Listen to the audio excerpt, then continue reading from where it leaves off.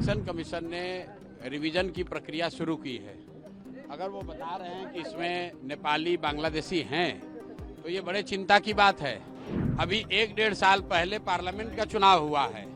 मोदी जी उसी electoral roll से चुनकर प्रधानमंत्री बने हैं। तो क्या इलेक्शन कमीशन ये मान रहा है, स्वीकार कर रहा है कि जिस इलेक्टोरल रोल से लोकसभा का चुनाव हुआ उसमें बहुत सारे बांग्लादेशी या दूसरे गैर कानूनी लोग वहां पर उस इलेक्टोरल रोल में हैं? नीतीश सरकार को जवाब देना चाहिए कि ऐसे लोगों को बिहार में आकर रहने का, यहाँ के सुविधाओं का फायदा उठाने का, यहाँ वोट देने का अधिकार उनकी सरकार के रहते कैसे संभव हो पाया है। इलेक्शन कमीशन ने रिवीजन की प्रक्रिया शुरू की है। अगर वो बता रहे हैं कि इसमें नेपाली बांग्लादेशी हैं तो ये बड़े चिंता की बात है, क्योंकि इसी इलेक्टोरल रोल से अभी 1-1.5 साल पहले पार्लियामेंट का चुनाव हुआ है। मोदी जी उसी इलेक्टोरल रोल से चुनकर प्रधानमंत्री बने हैं। तो क्या इलेक्शन कमीशन ये मान रहा है, स्वीकार कर रहा है कि जिस इलेक्टोरल रोल से लोकसभा का चुनाव हुआ उसमें बहुत सारे बांग्लादेशी या दूसरे गैर कानूनी लोग वहां पर उस इलेक्टोरल रोल में हैं? और दूसरी जो बड़ी बात है कि अगर ये लोग बिहार में आके रह रहे हैं तो बिहार में तो भाजपा की, नीतीश की ही सरकार है। ये लोग कैसे रह रहे हैं, पुलिस प्रशासन क्या कर रहा है, ये भी चिंता का बात है। और कहीं ना कहीं नीतीश सरकार को जवाब देना चाहिए कि इतने लोग, जो इलेक्शन कमीशन कह रहा है, सरकार की संस्था कह रही है, सरकार की संवैधानिक संस्था कह रही है कि बहुत सारे नेपाली बांग्लादेशी यहाँ पर आके रह रहे हैं और उन्होंने इलेक्टोरल रोल में बजाता अपना नाम लिखवाया है।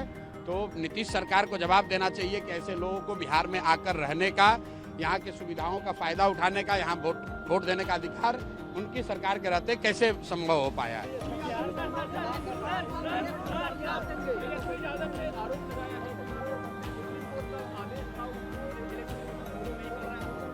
देखिए, तेजस्वी यादव क्या कह रहे हैं, नहीं कर रहे हैं, उसका कोई बहुत महत्व नहीं है। महत्व इस बात का है कि इलेक्शन कमीशन अगर इलेक्शन लिस्ट को, इलेक्टोरल रूल को, लिस्ट को ठीक कर रहा है तो उनकी ये जिम्मेवारी है कि हर वो नागरिक जो 18 साल से ज़्यादा उम्र का है और उसके पास वोट देने की योग्यता है, उसको वोट देने का अधिकार मिलना चाहिए, उसका नाम नहीं काटा जाना चाहिए।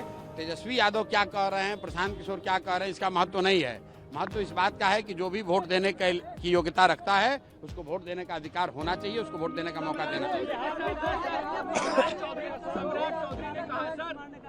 चौधरी ने कहा है कि बिहार में लॉ एंड ऑर्डर की स्थिति बिल्कुल ठीक है, आपसी मतभेद के कारण ये हत्याएं हो रही है।